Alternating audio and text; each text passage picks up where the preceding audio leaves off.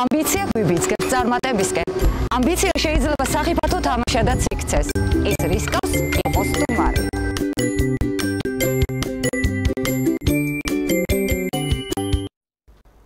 ჩვენ ისევ შევხვდით დღეს პარასკევს ტელეკომპანია რიონის პირდაპირ ეთერშია პროგრამა კოლაჟი გადაცემის სტუმარი არის ლადო მესხიშვილის სახელობის პროფესიული სახელმწიფო დრამატული თეატრის სამხატვრო ხელმძღვანელი კოტე აბაშიძე. მოგესალმებით ბატონო კოტე და ძალიან მიხარია თქვენი სტუმრობა. მოგესალმებით, დიდი მადლობა მოწვევისთვის, მივესალმები ჩვენს ტელემაყურებელს. მაინტერესებს რა თქმა უნდა დასაწყისში თქვენი ამბიციები და მოლოდინები იმ დღიდან, რა დროიდანაც თქვენ უკვე ხართ ლადო მესხიშვილის სახელობის პროფესიული სახელმწიფო დრამატული თეატრის სამხატვრო ხელმძღვანელი. რაც გქონდათ და დღემდე რაც უკვე შესაძლებელი გახდა რომ განხორციელებული იყო. ამბიციების და მოლოდინების რა მოგახსენებთ? მახსოვს თქვენი საუბარი თამასის აწევასთან დაკავშირებით. კი, და ხა თამასა იწევა მაშინ, როდესაც თეატრი მუშაობს ინტენსიურ რეჟიმში. ჩვენ ამის გაკეთება მოვახერხეთ, თქვენ იცით რომ თეატრი გადავიდა ყოველდღიურ რეჟიმზე მუშაობის, რა თქმა უნდა უშაბათის გარდა, ასე უნდა მუშაობდეს დიდი თეატრი. ჩვენ ამის ამბიცია გვაქვს, ეს ბუნებრივი და ორგანული ამბიცია, თუ არა გაქვს მაშინ ჩვენ საქმეში საქმე არ გაქვს. და გადავედით ესეთ ყოველდღიურ რეჟიმში, ქალაქმა იცის და ქალაქის სტუმრებმა, რომ ორშაბათის გარდა ყოველდღე საღამოს 7 საათზე იქნება სპექტაკლი და ეს არის, ასე ვთქვათ, ხუმრობთ, რომ დალევის ალტერნატივა არის ქალაქში კულტურულ კონტექსტში, რა თქმა უნდა, ხა დალევის ალტერნატივა სპორტულ კონტექსტში შეიძლება იყოს. და ახალგაზრდებმაც იციან, რომ და მთელმა ქალაქმაც რომ ყოველდღე თამაშობთ სპექტაკლებს. და გაქვთ ძალიან კარგი მესიჯი. თეატრი მოდაშია. ხო, ხა მესიჯობანას თამაში რამდენად 21 ხო, რა კლასიკურად ჯდება, რამდენად ჯდება უბრალოდ კლასიკური ხელოვნების კონტექსტში, ეგ სხვა თემაა, მაგრამ კი ბატონო, თუ კი საზოგადოების გარკვეულ ნაწილს უნდა ასეთ ფორმულირება მიცეს, რომ თეატრი მესიჯებს აგზავნის, კაი ბატონო, გავაგზავნით ამ მესიჯებს, თუმცა მე მაინც ძალიან ძველმოდური ვარ და მე-19 საუკუნის ეპისტოლარული ჟანრი მირჩევნია, ასე ვთქვათ, იქ ვერად უფრო მეტი ფილოსოფია და სიღრმეა, მაგრამ მაყურებლის მატება არის თეატრში. ანუ თქვენი ეპისტოლეს ჟანრი, მე მგონი უფრო არ არის მომგებიანი და დღეს ჩვენს მაყურებელს სჭირდება ზუსტად ეს თანამედროვე მესიჯი. რატომაც ასე მგონია? ხო, კი ბატონო, მაგრამ კარგი სპექტაკლები. ხო, ეხლა თუ შედეგებით ვიმსჯელებთ, დაახლოებით 330%-ით გაიზარდა გაყიდული ბილეთების რაოდენობა. ეს შეიძლება თეატრს ამ უზარმაზარ შენობას, უზარმაზარი პრობლემებით ფინანსურად ბევრს ვერაფერს ვერ აძლევს, მაგრამ სამაგიეროდ მორალურად, შემოქმედებითად, ემოციურად ეს ძალიან მნიშვნელოვანია თეატრისთვის. ეს კოლოსალურად დიდი ზრდაა პროცენტის, მაგრამ ეს დაფიქსირებულია, ეს ფაქტია და ეს ციფრებიდან გამომდინარეა. გარეგნულადაც ჩანს. კი ბატონო, და ჩვენ ძალიან ბედნიერები ვართ, რომ დღითი დღე ვზრდით მაყურებლის რაოდენობას. მე აქვე მინდა განმარტო, ეს ესეთი მტკივნეული თემაა, ეხლა რამდენადაც ვიცი, ასე ვთქვათ, გარკვეული საზოგადოების გარკვეული წრის ადამიანებისთვის. ხა ჩვენ მაქსიმალურად შევზღუდეთ მოსაწვევების რაოდენობა. პრინციპი არის ასეთი, რომ თეატრში მოსვლა და ბილეთის აღება თეატრის ყველაზე კარგი თანადგომაა, ასე ვთქვათ, და მაყურებელი, რომელიც თეატრში არ მოვა მხოლოდ იმიტომ, რომ ვთქვათ, მას მოსაწვევი არ გაუგზავნეთ, კი ბატონო, ეს მისი პოზიციაა, მაგრამ ჩვენს გვაქვს ამის უფლება, რომ ჩვენი პოზიცია გქონდეს და კი ბატონო, მაშინ არ მინდა ეხლა მე უხეში ვიყო და არც ვიქნები, მარტივად ვიტყვი, ნუ მოვა. ერთგვარი პროვოცირებაც არის. არავითარი არის, იმიტომ რომ როდესაც არ არის მოსაწვევი, უკვე დაინტერესებული ხარ, ძალიან ლაუნებურად შეიძინო ბილეთი. არ გვიფიქრია, ხო, არ გვიფიქრია კომერციულ კუთხეზე, არ გვიფიქრია პროვოკაციაზე, ვიფიქრეთ ზუსტად იმაზე, რითიც დაამთავრეთ ფრაზა, თუ გიყვარს თეატრი, მოდიხარ თეატრში, იღებ ბილეთს და ამით გამოხატავ 184 კაცის შრომის მიმართ მადლიერებას. თეატრი კინო ხო არ არის, თქვათ, არც იქ არის ნაკლები მომსახურება, როდესაც კინოში მიდიხარ, ხო? მაგრამ თეატრში ყველაფერი ცოცხალია და ადამიანები ცოცხლად შრომობენ, არა მარტო სცენაზე, არამედ მის გარეთაც, რომ იმ 2 საათის და 2 საათნახევრის განმავლობაში, როდესაც მისი უდიდებულესობა მაყურებელი თეატრში ბრძანდება, მათ მიიღონ ის სულიერი საზრდო, რის მისაღებადაც თეატრში მოდიან, ის იქვე იმ დღეს, იმ წუთში იქმნება. ეს არის მე არ ვლაპარაკობ იმ შრომაზე, რომელიც სპექტაკლის შექმნისთვის არის აუცილებელი, გინდა შემოქმედებითი თვალსაზრისით, გინდა ტექნიკური თვალსაზრისით, გინდა ფინანსური თვალსაზრისით და ასე შემდეგ. მე არ ვლაპარაკობ იმ ენერგეტიკაზე, მე არ ვლაპარაკობ იმ რისკზე, მე არ ვლაპარაკობ იმაზე, რომ ადამიანებს ეს ყველაფერი სიცოცხლის ფასად უჯდებათ და ანუ სასიცოცხლოდ მნიშვნელოვანია მათთვის წარმატება, წარუმატებლობა და ასე შემდეგ იმ გავარვარებულ ემოციურ ფონზე, რომლის შედეგადაც და რა იქნება სპექტაკლი და რა აურაშიც იქნება სპექტაკლი. არა, მე ამაზე არ ვლაპარაკობ, მე ვლაპარაკობ უკვე როდესაც სპექტაკლი დგას რეპერტუარში, რამდენი შრომაა და რამხელა შრომაა იმისთვის საჭირო, რომ მაყურებელმა მიიღოს ის, რისი გულისთვისაც 3 საათით არის მოსული თეატრში. და თუ ამ სიტუაციაში ვიღაცა თulis, რომ მე თეატრში არ მივალ, თუ მოსაწვევი არ გამომიგზავნეს, მარტივად ვამბობ, მესიჯად ვაგზავნი, როგორც გვენზანებთ, ნუ მოვა. ეს ახლა მეორე სხვა სიტუაცია. აი ეს ფრაგმენტი რომ მოიჭრას ამ გადაცემაში, ძალიან ცუდი მონაკვეთი იქნება, ნუ მოვა. კი ბატონო, ნუ მოვა. ხო, ამიტომ ახლა კონტექსტიდან თუ ამოგლიჯავთ, კი, მაგრამ ახლა თუ იმას გავითვალისწინებთ, რა ძალიან მოკლედ თქვით, ან და ყოველგვარი გაზვიადების გარეშე, თქვა რამდენი რამეა საჭირო იმისთვის, რომ ცოცხლად ეს ყველაფერი რაც არის თეატრალური ხელოვნების არსი მორჩა დამთავრდა. მაგრამ ჩვენი პიარი და მისი ხელმძღვანელობა და საერთოდ მთელი თეატრი ძალიან დიდი ყურადღებით ვეკიდებით მოსაწვევების თემას, ოღონდ ის მიზნობრივი უნდა იყოს, ხო? ჩვენ პატიჟებთ ადამიანებს თეატრში და ამ დაპატიჟებას სხვადასხვა შემთხვევაში თავისი ლოგიკა აქვს, ხო?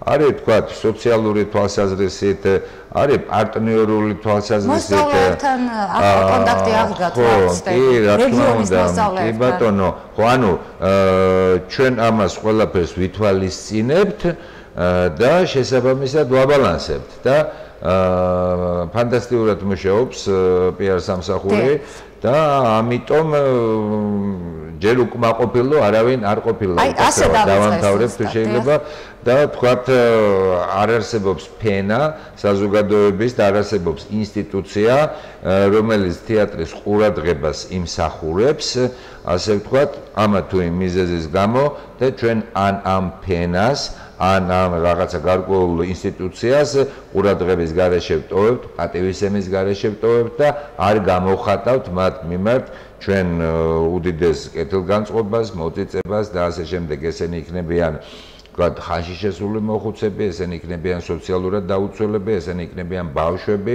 თუ ყველა ის ინსტიტუცია, თქვათ მერია, უნივერსიტეტი, რომელთანაც ჩვენ თანამშრომლობთ, მუშაობთ და ესენი ჩვენი სტრატეგიული პარტნიორები არიან. რა თქმა უნდა, მგონია რომ თეატრი ძალიან კარგად შევიდა მათ სახლებში. მათ ოჯახებში.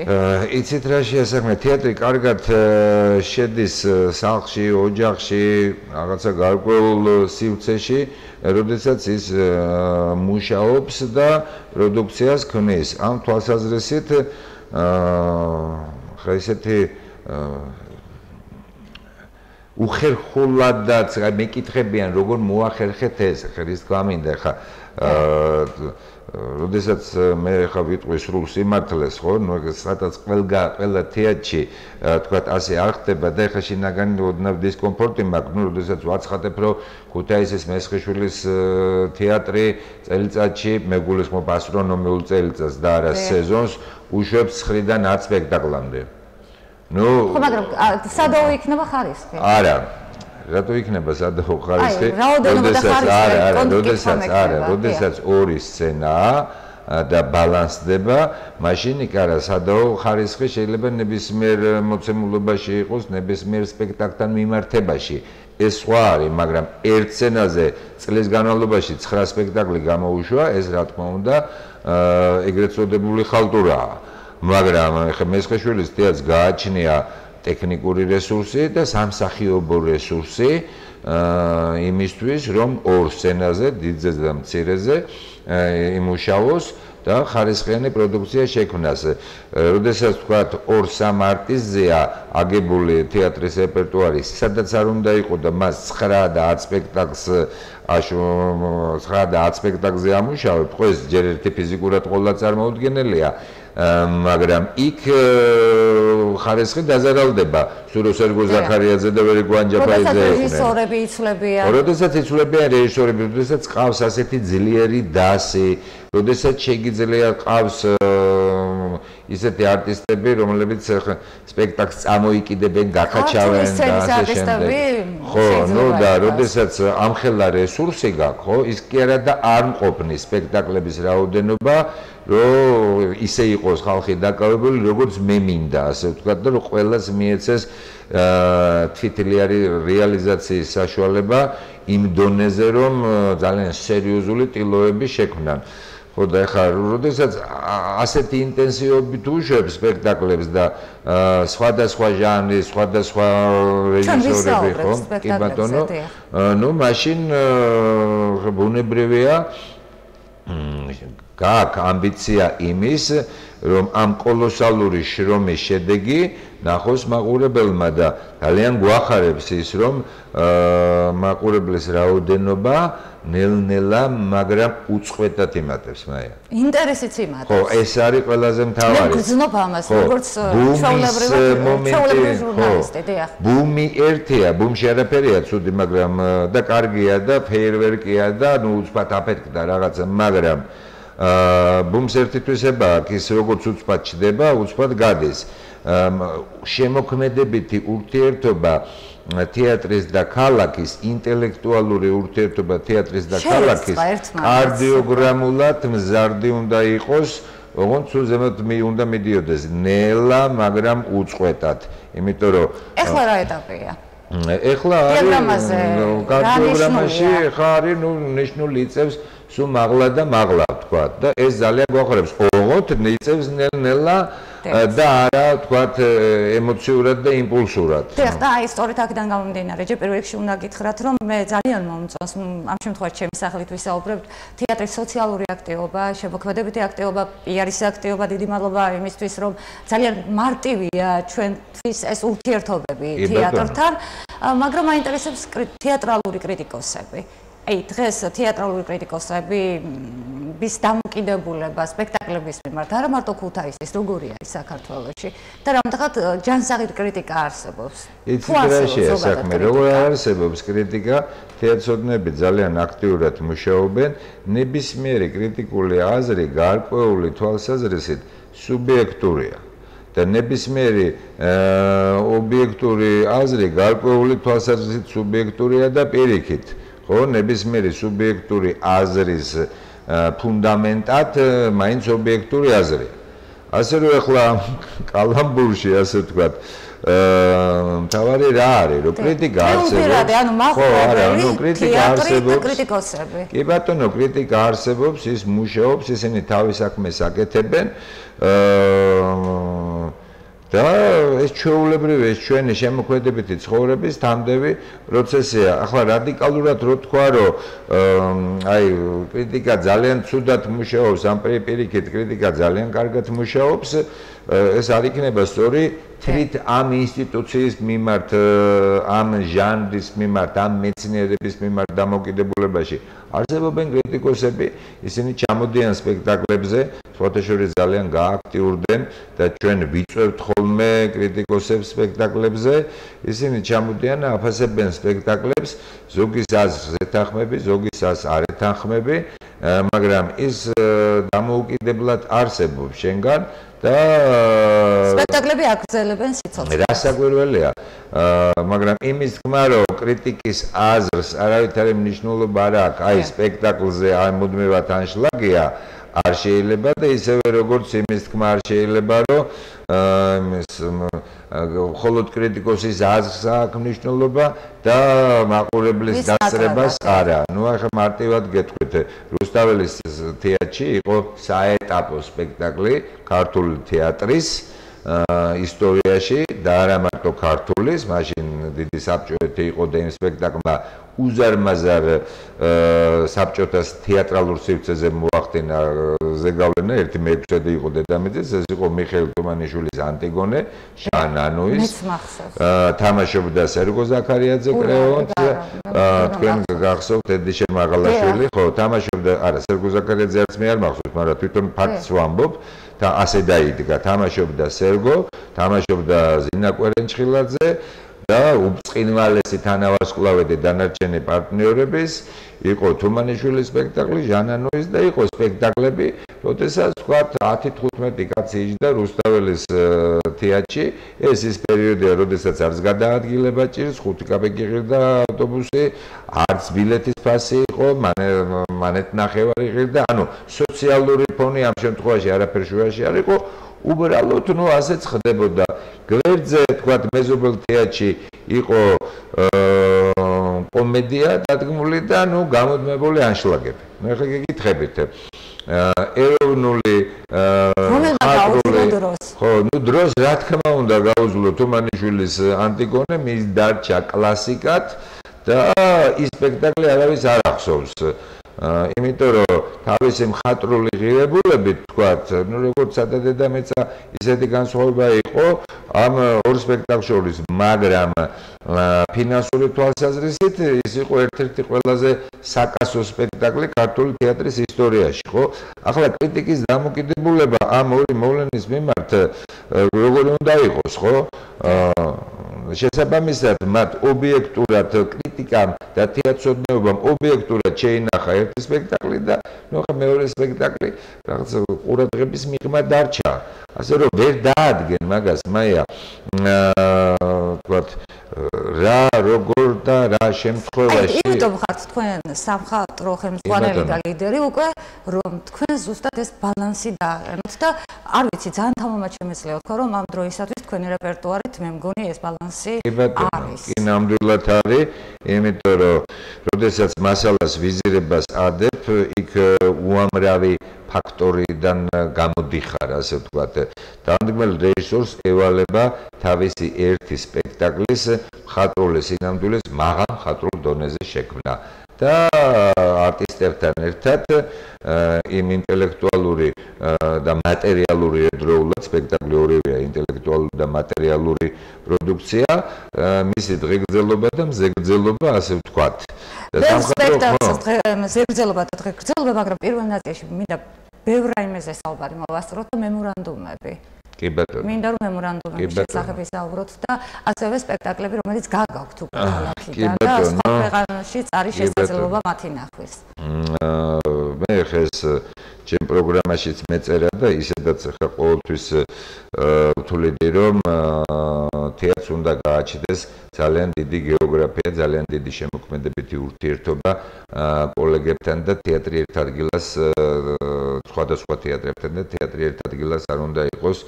მოგეხსენებათ 2017 წლის, ასე ვთქვათ, ნოემბერში მოხდა ისე, რომ ბატონი გიორგი გეგეჭკორი და თქვენი მონამორჩილი ჩვენ კოლეგებთან ერთად მოვედით ასევე თეატრის მოღვაწეთა კავშირის სათავეებში და ამ შემთხვევაში გიორგი გეგეჭკორის და ჩემი როგორც მისი პირველი მოადგილის, ვთქვათ, პოზიცია აბსოლუტურად ემთხვევა ყველაფერს და განსაკუთრებით ამ საკითხში. ჩვენ დავიწყეთ ქართული თეატრების მეგობრების ბადის შექმნა, ასე ვთქვათ, გაფორმდა ხელშეკრულება ბელორუსიის თეატრის მოღვაწეთა კავშირთან, საქართველოს თეატრის მოღვაწეთა კავშირის და იქვე გაფორმდა ქუთაისის მესხიშვილის თეატრის და თეატრ ბელარუსკის დრამატურგავ, ასე ქვია, ბელორუსის დრამატურგების თეატრი ძალიან კარგი თეატრია, ძალიან კარგი სამხატვრო ხელმძღვანელი ყავს, კონკრეტული ხელშეკრულება, იმიტომ რომ ცალკე ზოგადი მემორანდუმი ქვეყნების თეატრის მოღვაწეთა კავშირებს შორის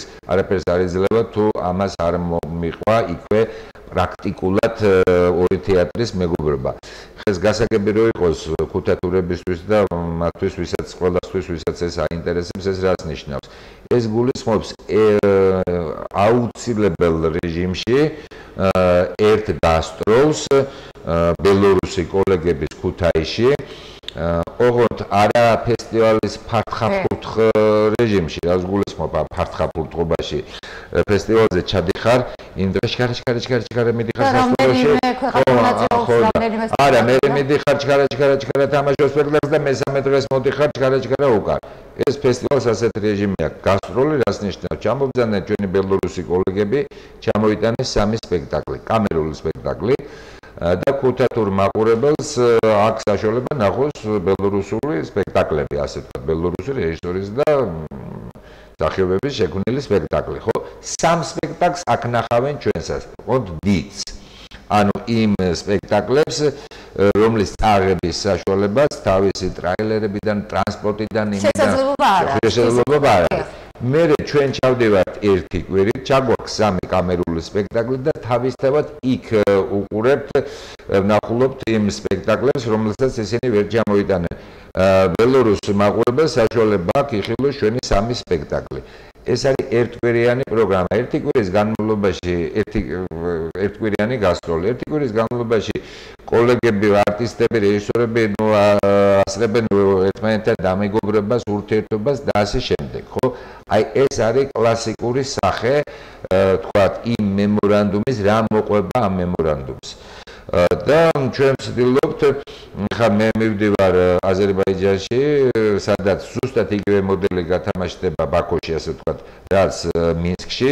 ბატონი გიორგი გეგეჩკორი და აზერბაიჯანის თეატრის მოღვაწეთა კავშირის თავმჯდომარე მოაწერენ ხელს ერთობლივ ოფში მემორანდუმს, საერთო მემორანდუმს ჩვენი ქვეყნის თეატრების მოღვაწეთა კავშირების მეგობრობაზე და იქვე ბაქოს აკადემიურ თეატრთან ქუთაისის ლადო მესხიშვილის სახელობის დრამატული თეატრი გააფორმებს მეგობრობის მემორანდუმს და იქაც იგივე პრინციპი იქნება და ეს თვე ამ თვალსაზრისით ძალიან დატვირთული მაქვს. ლიტვაში 18-დან 25 ნოემბრამდე არის საერთაშორისო თეატრალური ფესტივალი, მე ვარ ჟიურის წევრი, ასე ვთქვათ. არა, ჯერ არა, ხოთა ზუსტად მაგაზია ლაპარაკი. ხოთაშორის ბელორუსიაშიც თეატრალური ფესტივალი იყო და იმ ჟიურის თავმჯდომარე ვიყავი, ახალგაზრდული თეატრალური ფესტივალი და ამ დროს ვამთხოვთ, რომ ამის პარალელურად გვიჭირს, მაგრამ მე ძალიან მიკერძებული ვარ, მაგრამ არასოდეს არ ვამბობ იმაზე, მეც რისი თქმის სურვილი მაქვს. თეატრს არ ეთყობა ის, რომ თქვენ ასე ხართ დაკავებული და ბევრი კაი საქმეს აკეთებთ სხვა ქალაქებში. ხო, არა, ეხლა რო გითხრათ, რომ ყოველთვე ორ-ორი გასვლა მაქვს, მეთქი არა, ნუ ეხლა მაგალითად სექტემბერი იყო ბელორუსიაში, ერთი კვირით ვიყავი წასული, ფესტივალი იყო ერთკვირიანი და ამ ფესტივალის რეჟიმში მოვასწარეთ, თქვათ, ბატონი გიორგი ჩამოვიდა გეგეჩკორი, გაფორმდა საქართველოს ბელორუსიის კავშირებს შორის მემორანდუმი და გაფორმდა თქვათ, ქუთაისის და მინსკის თეატრს შორის მემორანდუმი. ნუ ბაქოში 3დღიანი ვიზიტია და ლიტვაშიც იგივე სიტუაცია, თქვათ, ფესტივალი მიდის ერთი კვირის განმავლობაში და ამ დროს პარალელურად ჩვენ გავაფორმებთ ჯერ ზუსტად რაც ვიცი, კაუნასის დრამატულ თეატრთან, ქუთაისის და კაუნასის დრამატულ თეატრთან გაფორმდება მემორანდუმი მეგობრობის, რომელიც ამ პირველ რიგში ამ საგასტროლო გასვლას გულისხმობს და მერე კლაიპედეს, ანუ ორ ლიტურ თეატრთან. მოლაპარაკება მიდის ვილნიუსის რუსულ დრამატულ თეატრთან, ძალიან მაღალი დონის თეატრი აქვს და ამით იწყება დიდი ქართული ლიტვური თეატრალური მეგობრობა და ამ მეგობრობის ყველაზე მძიმე და კარგი გაგებით მძიმე და ესე ტვირთს ქუთაისის თეატრი გაწევს, გაკაჩავს, იმიტომ რომ ჩვენ გვაქვს თქვათ იმის რესურსი რომ სამივე ქალაქში სრულფასოვანი ისეთი გასტროლი, როგორც ქართულ თეატრს ეკადრება, როგორც ქუთაისის თეატრს ეკადრება, ისეთი გასტროლი მოვაწყოთ და ქალაქთან ერთად იმის რესურსი, რომ შემდეგ ისინი მივიღოთ. ეს ასე ვთქვათ, ქართულ-ლიტვური ურთიერთობის ხაზია. ინგოლშტატის თეატრთან მიდის მოლაპარაკება, ზაკნუტი ძალიან კარგი სამხატვრო ხელმძღვანელი. მე ისე გისმენთ, რომ არ გაჩერებთ. ხო, საინტერესოა ძალიან. იგივე მიდის ასე ვთქვათ გერმანიაში, ძალიან კარგი თეატრია იქ და ვნახოთ ეს მოლაპარაკებების დონეზეა ჯერ, უბრალოდ იქ ცოტა რთულია და მოლაპარაკება მიდის და მოსკოვის თეატრთან და პეტერბურგთან. ანუ ეს არის დასაწყისი. მოკლედ ჩვენში დარჩეს რა. კი, ჩვენში დარჩეს. ხო და აი რო წავალ მესხიშვილის თეატრს მინდა კონდეს 9-10 თეატრთან, ანუ საგასტროლო. ანუ ნახოთ რომ ესეც თანადობას დატოვებს. ხო, არა, მაგას ვამბობ რა, რომ აი ეს თქვა ქუთაისის თეატრ საგასტროლო. ქუთაისის თეატრის სამხატვრო ხელმძღვანელობის ისტორიები ასეა. 10 წელი და ისურვებთ რომ ეს 10 წელი. აი, დიდი მადლობა, უბრალოდ ის მამინდა რომ აი საგასტროლო რუკა ისე უნდა იყოს აწყობილი, რომ ვინც არ უნდა მოვიდეს, ხო, ეს იყოს მუდმივი. რომ თეატრმა იცოდეს, რომ წლის განმავლობაში მას ხერხემალი იყოს ჩამოყალიბებული ფუნდამენტი, ხო, ანუ ეს ბადე გაკეთებული, რომ წლის განმავლობაში მას აქვს 7-8 საგასტროლო გასვლა, ეს ძალიან დიდი ციფრია და ძალიან დიდი ადრენალინია თეატრისთვის და ქუთაისმა უნდა იცოდეს, რომ წელიწადში 7-8 შემოქმედებითად 7-8 თეატრთან მოუწევს ურთიერთობა, ანუ ჩამოვლენ და ქუთაისელ მაყურებელს საშუალება ექნება მსოფლიოს სხვადასხვა ქვეყნების თეატრების სპექტაკლები ნახოს. აი ეს არის. ჩავთვალთ რომ ეს გადაცემა გამოდის როგორც თქვენი საანგარიშო გადაცემა. ხო, ეს ახლა 1 2 3 4, უკვე წლის ბოლოს 5 თეატრთან იქნება ეს მემორანდუმი გაფორმებული და 2019 წელი ძალიან დატვირთული იქნება საგასტროლო თვალსაზრისით და მე ვცდილობ, რომ ქალაქი ერთვება ხარდაჭერით გასაკვირველია, რა თქმა უნდა, ეს არის ფაქტიურად ჩათვალეთ, რომ ეს არის ბატონი გიორგის და ჩემი ერთობლივი პროექტი. გასაკვირველია, ხო, ქალაქ ქუთაისის მე ვსგულისხმობ, მას შესანიშნავად იცის ეს ყველაფერი და ეს არის ჩვენი საჩუქარი ქალაქისთვის. ქალაქს და თეატრს იმის საშუალება, რომ თქვათ ასეთ ისუნთქოთ, იმოძრაოთ და დაგვანახოთ მაგარი არის თეატრი. და არა, ეხლა მარტო ქუთაისზე არა, ლაპარაკი თქვათ ძალიან დიდ დახმარებას გვიწევენ ჩვენი თბილისელი მეგობრები. ეხლა მეორე წელია ისინი უზრუნველყოფენ, შარშანაც ასე იყო და წელსაც ასე იქნება, ჩვენი თბილისელი მეგობრები უზრუნველყოფენ ზამთარში ქუთაისის თეატრის კომუნალურ გადასახადს, რომ იქნება გათბობა,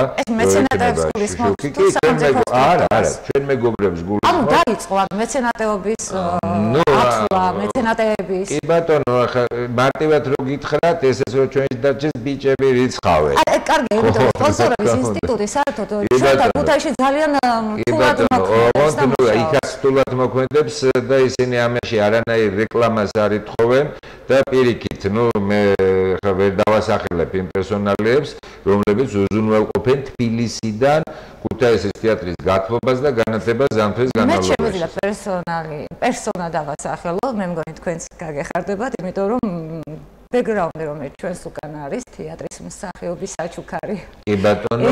ემციზავას მიერ არის გაკეთებული საუკეთესო ჟესტი. ხარა ის გამოირჩევა საქველმოქმედო ისტორიად აზროვნებს, სახელმწიფოებრივად აზროვნებს და ძალიან ხშირად აკეთებს, როდესაც ამის საშუალება აქვს ქველმოქმედებას, არაჩვეულებრივი პატარა 7 წლის ბავშვის გამოფენა ხატვრის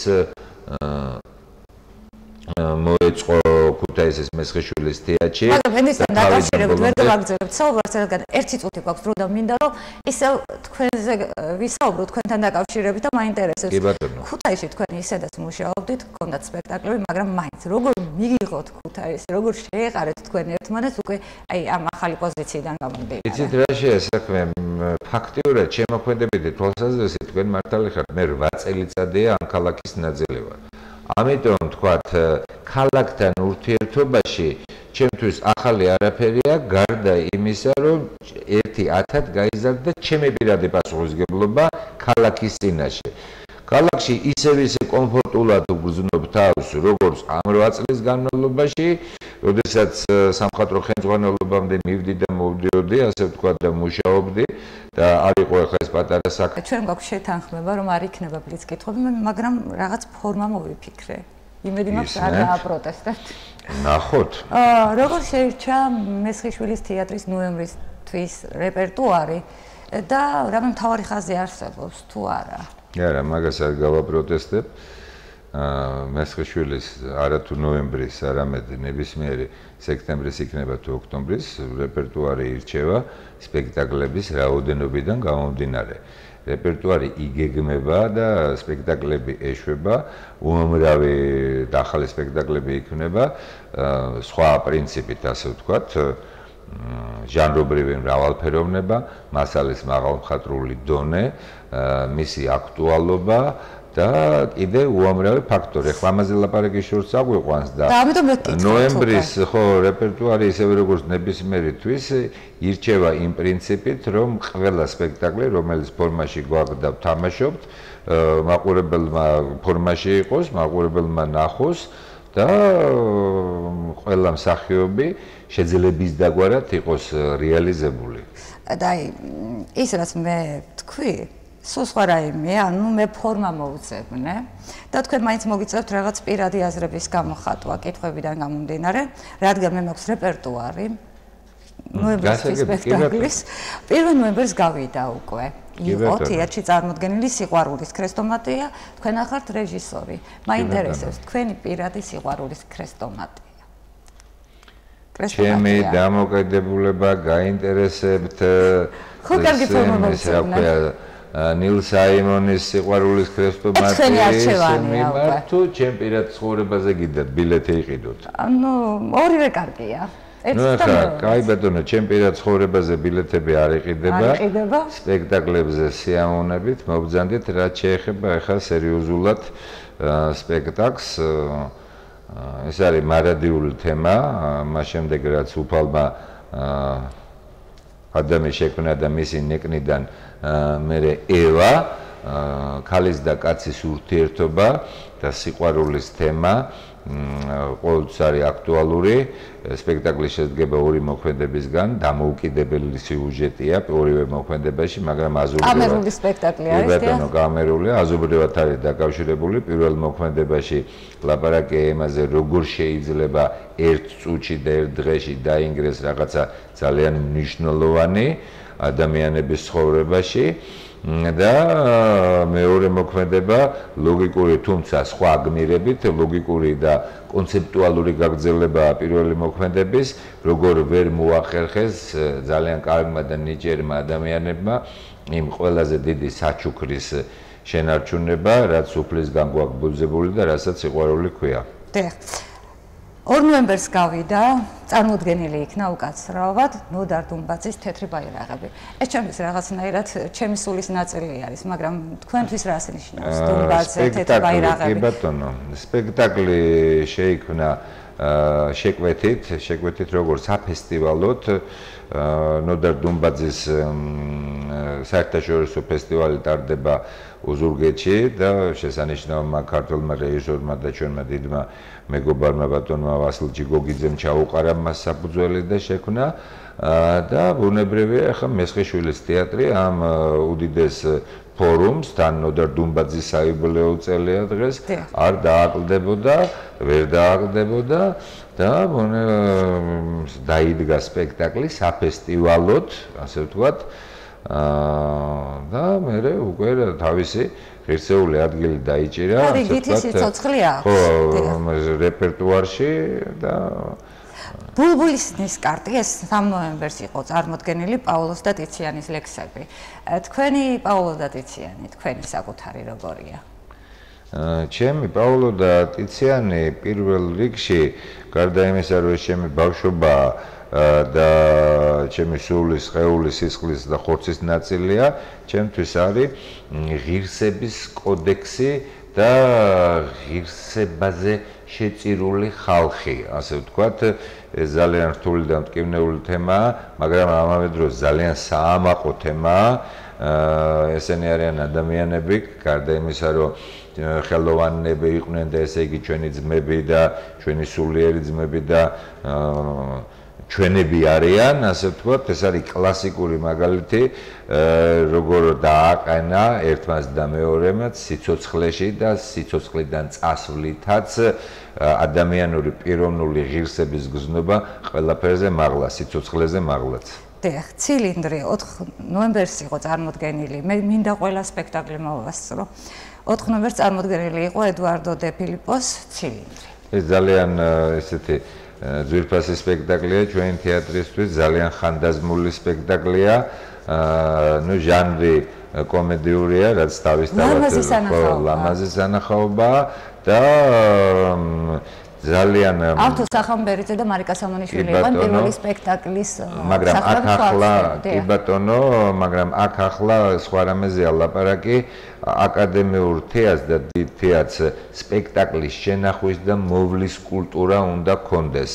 და მე ძალიან ბედნიერი ვარ, რომ მესხიშვილის თეატრში რეპერტუარში არის ესეთი სპექტაკლი, რომელიც 7, 8, 9, 10 წლის წინ არის შექმნილი, მაგრამ დღესაც ვთამაშობთ, იცვლება, შეიძლება თაობა შეიცვალოს, იყო ესეთი სპექტაკლი ტურანდოტი, თაობები იცვლება და ნუ ეს სპექტაკლი ცოცხლობს და ასე რომ ეს თეატრის მაღალ პროფესიონალიზმზე მეტყველებს.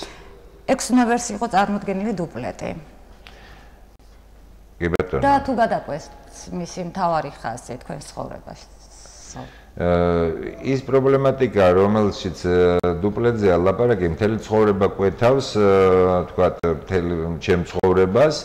გარდა ამისა, თქვათ, ხა მე მქონდა პატივი ბატონ ვასლავ ხაველთან მეგობრობის და ურთიერთობის, გულისხმობ როგორც რეჟისორის და დრამატურგის და ნუ ეს ძალიან ძვირფასია და ძალიან მნიშვნელოვანია ჩემთვის თემაც და აქტუალური და შესაბამისად ხაველთან ურთიერთობაც და ის რეზონანსიც, რომელიც სპექტაკლს გააჩნია, როგორც საქართველოში, ასევე მის ფარგლებს გარეთ, ეს ახალი ამბავია, ჯერ არავისთვის არ მithქვამს. კი ბატონო, ბელგრადის საერთაშორისო თეატრალური ფესტივალიდან მივიღეთ მოწვევა და მიიღო მოწვევა ზუსტად ამ სპექტაკლმა.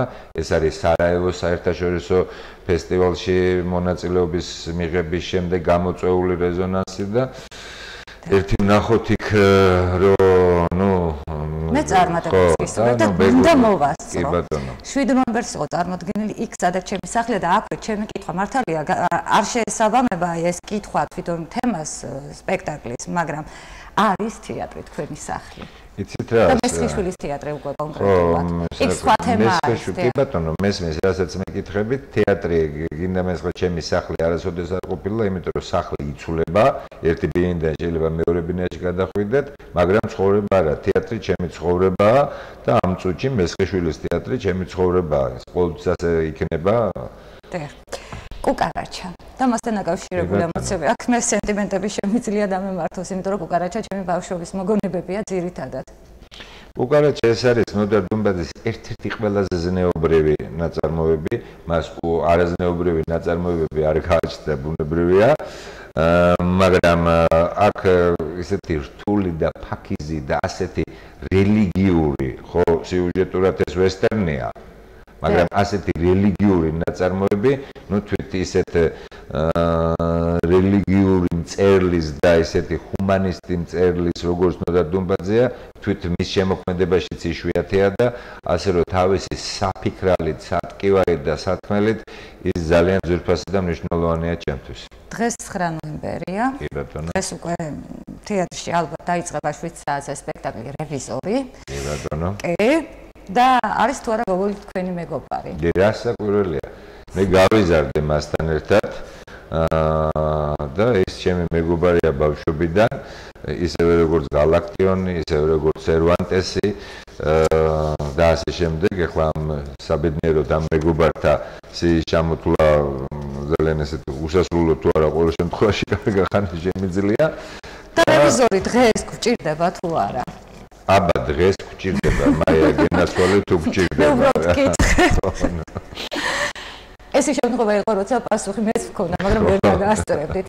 და 10 ნოემბერს წარმოდგენილი იქნება მეთევზე 1-2 და ეგუებით თუ არა ცხოვრების განაჩენს.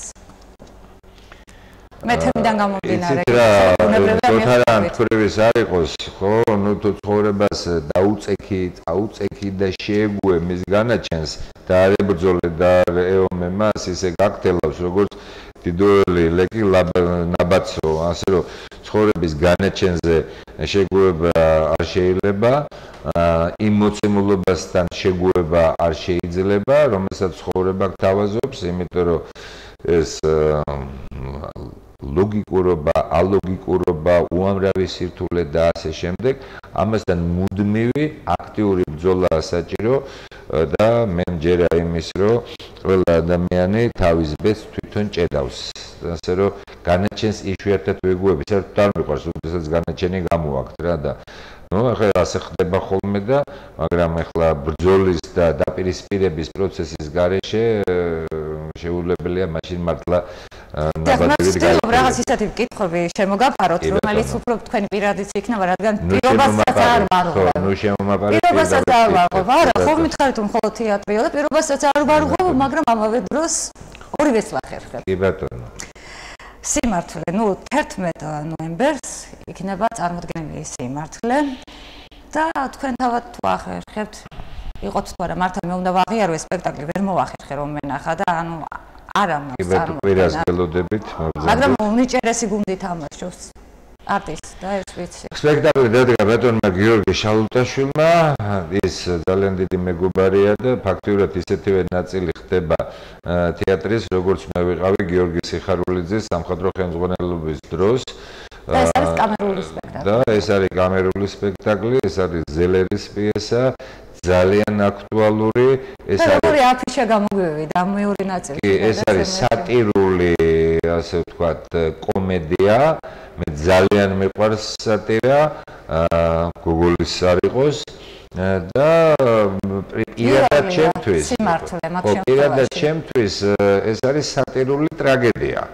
მაგრამ ჟანრი არის კომედიური და მაგრამ აზრს არ ცulis, ხო? ნუ ეს არის ძალიან ზნეობრივი სპექტაკლი, უზნეობის წინააღმდეგ, სატირულ კომედიურ ჟანრში, ძალიან კონტაქტური მაყურებელთან და რასაკვირველია, რა თქმა უნდა, ნუ ვერანაირი იდეა შემოქმედებითი არაჩვეულებრივი მსახიობების გარეშე ვერ იცოცხლებს და ვერ მივა მაყურებლამდე. 13 ნოემბერი ემანუელ შმიდტის სტუმარი და აქ მე ძალიან მარტივად ვიტყვი რომ არის მოსაზრება რომ ესაუბრება ღმერთს და მეორე მოსაზრება ალტერ ეგოს ან ფროიდი და თქვენ მხოლოდ ამ კითხვით მოგმართავ თქვენ თავად თუ ესაუბრებით საკუთარ ალტერ ეგოს. იცით რა შეა საქმე, ყველაზე ესეთი ხანგრძლივი დიალოგი საკუთარ თავთან წვერის პასუხის დროს მაქვს. იმიტომ რომ არის ასე ვთქვათ სრული სტატიკა, გახარდა წვერს იპარსავთ, რაღაც თქო უნდა იყო დაკავებული და მე დროის ყველა კარგვა არ მიყვარს და ყოველ დილას ასე ვთქვათ წვერის პასუხის დროს დაახლოებით ეს არის 10-15 წუთი გამოწერილი მაქვს საკუთარ თავთან დიალოგი, რომელიც ყოველთვის ასიამოვნო არ არის, მინდა გითხრათ რა. 14-ში ჩემი საყვარელი სპექტაკლი არის ნოემბერს, გიორგი ნახუცრიშვილის ჭინჭრაკა და ეს მაგონებს ნუ რაღაც საოცარ სპექტაკლს. და მსახიობს მედია ჩახავას, გოგი გეგეჭკოს არ გამორჩეს ვინმე. არა, ნუ იზამთ მაგას, იმიტომ რომ ეს არ არის ჩვენი თაობის სპექტაკლი, ასე ვთქვათ, ხო, წინა თაობის ეს ლეგენდარული სპექტაკლია, იმიტომ რომ ფორმისა და შინაარსის ურთიერთობენ გაქვს დოკუმენტური ფილმი ჭინჭრაქაზე ანახი. და სპექტაკლმა ფორმისა და შინაარსის ურთიერთობის თვალსაზრისით სპექტაკლში, ანუ ამას არ აქვს საზღვარი და დადგენილი ნორმები რო ასე შეიძლება და ამაზე მეტი არ შეიძლება, ხო? სპექტაკლი ბავშვებისთვის არის. არა, თაობისთვის. ასაკვირველია.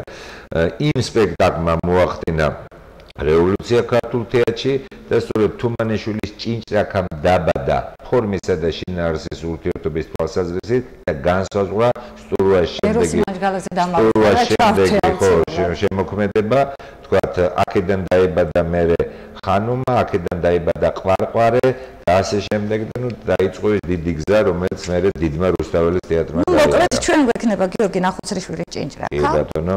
და მხოლოდ ჩვენი საუბარი რომ ადარჩეს დიდ თეატრში და ნახეთ, იქნება საინტერესო ლამაზი სანახაობა, მაგრამ კიდევ უფრო ლამაზი სანახაობა იქნება. მიუნჰაუზენი გველოდება 20 ნოემბერს. არა, გადაადგილება მოხდა და მე მინდა უთხრა მაყურებელს, რომ 20 ნოემბერს, ქუთათურ მაყურებელს, რომ 20 ნოემბერს მესხიშვილის თეატრის სტუმრად იქნება რუსთაველის თეატრი, დიდი რობერტ სტურუა და მისი სპექტაკლის ტიქსი, ასე რომ გელოდებით ყველას.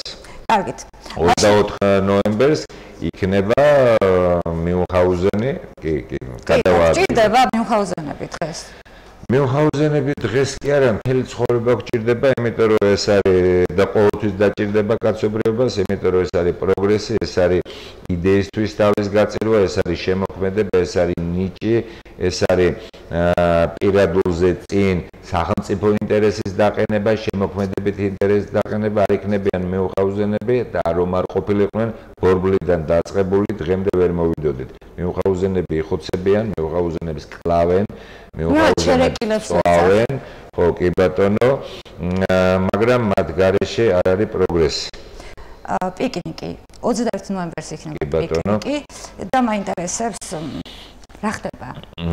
ეს არის ჟანრობრივად, ასე ვთქვათ, აბსურდის ძალიან რთული ჟანრია, ზოგადად რთული ჟანრია, ნებისმიერ ხელოვნების ნებისმიერ დარგში აბსურდი და თეატრში. ანუ როგორც სათაური არის, ასეთი ლაით სპექტაკლი არ არის, ანუ რასაკვირველია, სპექტაკლი არის კინო რაღაც ომის და მშვიდობის კონფლიქტის, ომის და მშვიდობის ურთიერთობის ადამიანის ხარჯზე მოპოვებული გამარჯვებები რასაკვირველია და ასე შემდეგ და აბსოლუტურად სატირული აბსურდია.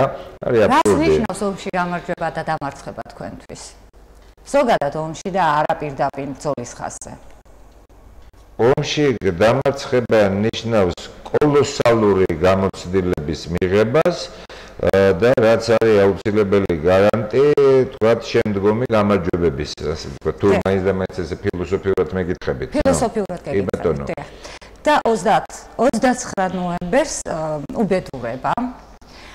შემდეგ გრძელდება, რა თქმა უნდა, რეპერტუარი, მაგრამ მეორდება იგივე, ნუ არ ვიცი, აღარ გადავმისამართი სხვა რიცხვებზე. უბრალოდ დღეს გადაცემის ფორმატის გავთვალისწინე და მივხვდი, რომ სად შეიძლებოდა უკვე წყვეტა, მაგრამ უბედურებასთან არ გავჩერდებით, ჯერ თქვენი მოსაზრება მაინტერესებს. რა გვჭირს ეს და ბერს?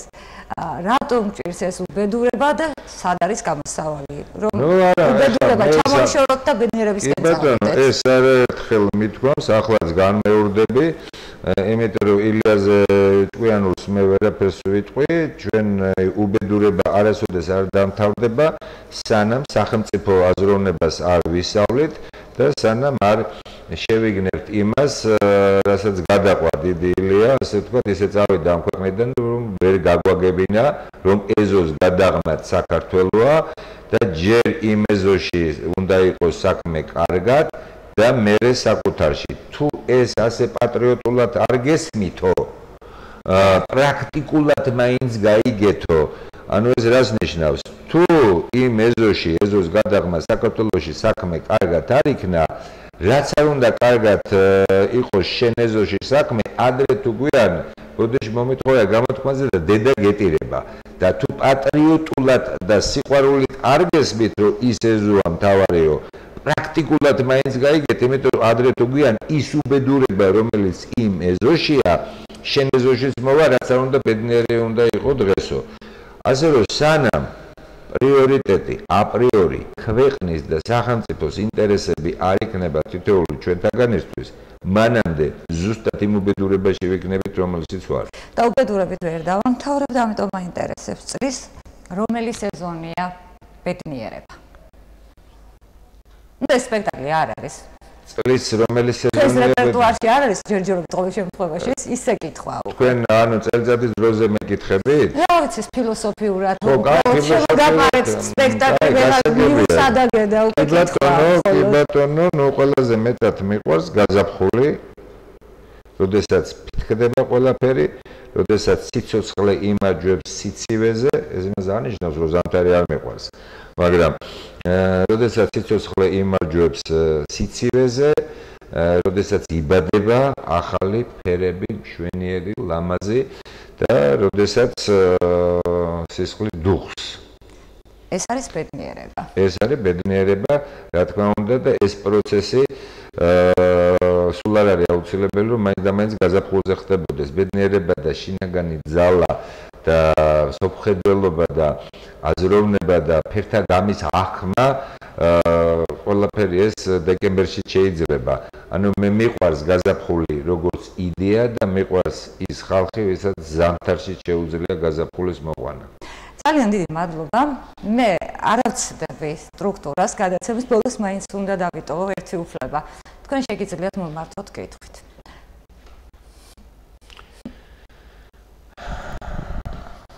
კვირას მოხვალთ სპექტაკლზე კვირას აუცილებლად სიმართლე კი ამაშია საქმე დიახ მართალი ვარ აბსოლუტურად იმიტომ რომ არ შეიძლება ისეთ თეატრალს როგორც თქვენ ბრძანდებით და მით უმეტეს ისეთ ჟურნალის რომლის 80% შემოქმედების ხელოვნებასთან არის დაკავშირებული თუ არ ვცდები საკუთარ ქალაქში საკუთარ თეატრში გამოშვებული ხო პრემიერა არ კონდეს ნანახი რაც არ უნდა ეშინოდეს სიმართლის ყველას ეშინია მაგრამ მოვალ აუცილებლად მოვალ თქვენი ბოლო რეპლიკა დღეს გადაცემაში და ამით დავასრულებთ საუბარს